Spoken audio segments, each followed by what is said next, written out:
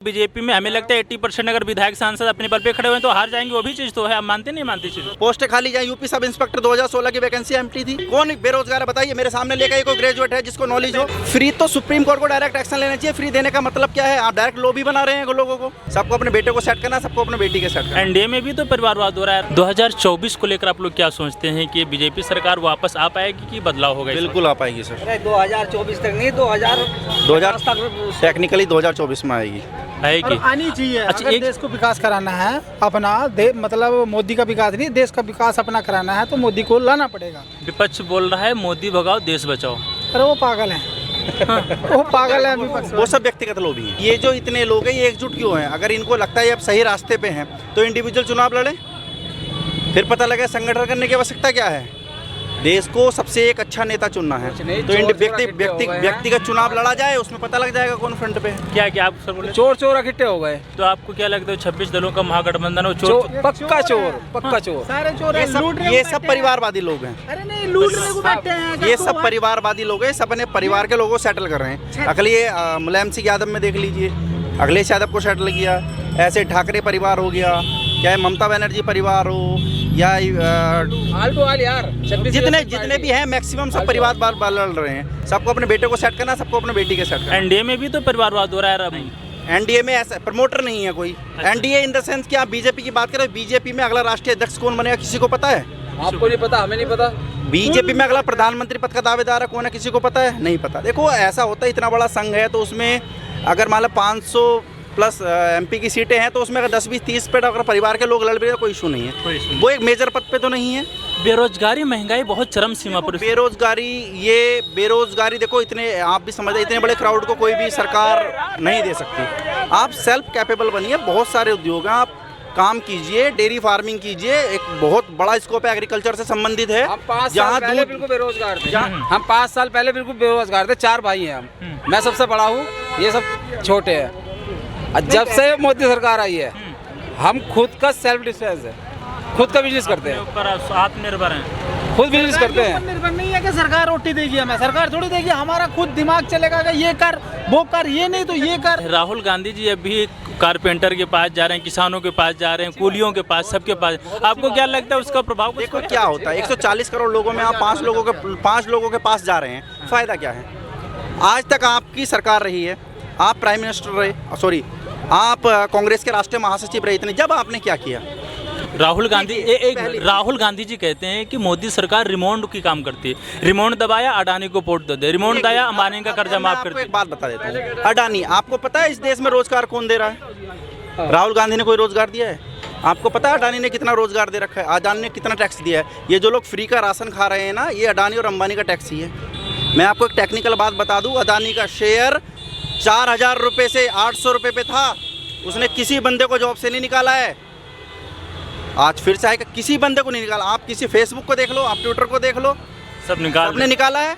ये मैनेजमेंट किसकी है? एक सेंट्रल गवर्नमेंट की मैनेजमेंट है, ये अडानी की मैनेजमेंट नहीं है। अच्छा, एक चीज बात है ना, फ्री कहाँ तक सही है? 100 यूनिट बिजली हो गई, राशन हो गया। एक बात बताइए, आप फ्री तो सुप्रीम कोर्ट को डायरेक्ट एक्शन लेना चाहिए। फ्री देने का मतलब क्या है? आप डायरेक्ट लॉबी बना रहे हैं लोगों को, लोग नकारा बन रहे हैं। आप फ्री राशन बांट रहे हैं, फ्री बिजली का क्या मतलब है? हमें नहीं चाहिए फ्री बिजली। आप लोगों को कैपेबल बनाइए, स्कीम दीजिए लोगों को। देखो आप बहुत सारी चीज़ें हैं जिसमें इंडिया को दिक्कतें हैं।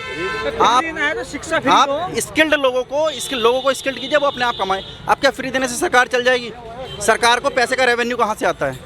टैक्स से। जब आप फ्री लोगों को देंगे, सारे लोगों को फ्री देने का टैक्स कौन देगा? कहाँ से आएगा पैसा? गवर्नमेंट फेलियर है। फ्री देना बिल्कुल बंद करना चाहिए। फ्री देना बिल्कुल बंद करना चाहिए। हम टैक्स का पैसा दे रहे हैं, कहाँ जाके? फ्री क्यों दे रहे हो भाई? कांग्रेस वाले ये बोल रहे हैं कि मोदी हटाओ संविधान बचाओ। देखो ऐसा नहीं है। मोदी को क्यों टारगेट कर रहे हैं आप? मोदी तो बीजेपी हटाओ संविधान बचाओ। क्यों? कैसे संविधान बच जाएगा? संविधान नहीं इनकॉन्स्टिट्यूशनल कहाँ हुआ है बताओ? संविधान का कहाँ दिक्कत होती है? देखो क्या मैं क्या बता रहा हूँ, जिसको अपना परिवार सेट करना, जब व्यक्तिगत लोग भी हैं वो ये विपक्ष वाले गठबंधन के साथ हैं।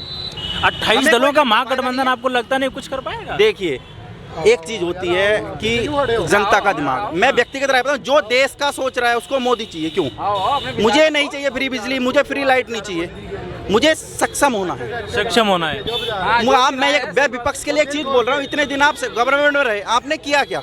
अरे उन्होंने IIT दी भारत को, एम्स दिया भारत को, इतने बड़े बड़े प्रोजेक्ट दिए भारत को, कम IIM देना अलग चीज़ है, लोगों को स्किल्ड करना अलग। अब मेंटलिटी 2014 के बाद लोगों की मेंटलिटी आप इनकम टैक्स में देख लीजिए, पिछले 4-5 साल में इतनी हाइक आई है कि लोग इनकम एजुकेटेड हो रहे हैं, अपना बिजनेस कर रहे हैं, आगे बढ़ रहे हैं। अब फ्री देना तो मोदी भी शुरू कर दे, कल दे दे।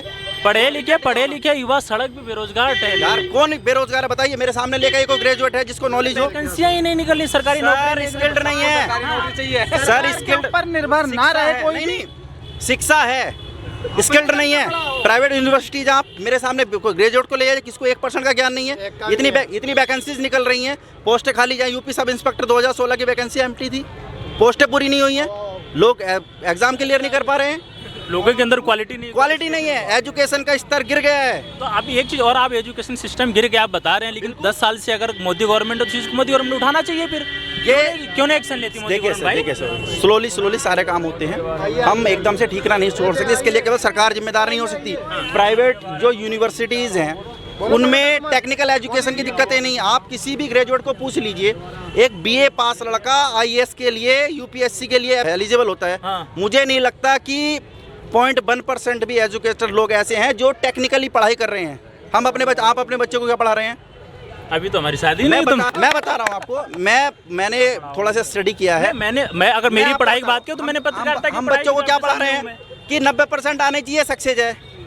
अबे क्या मार्क क्राइटेरिया हो गया? आप अपने बच्चे को ये कहने तुझे कैपेबल बनना है, मत दो पढ़ाई।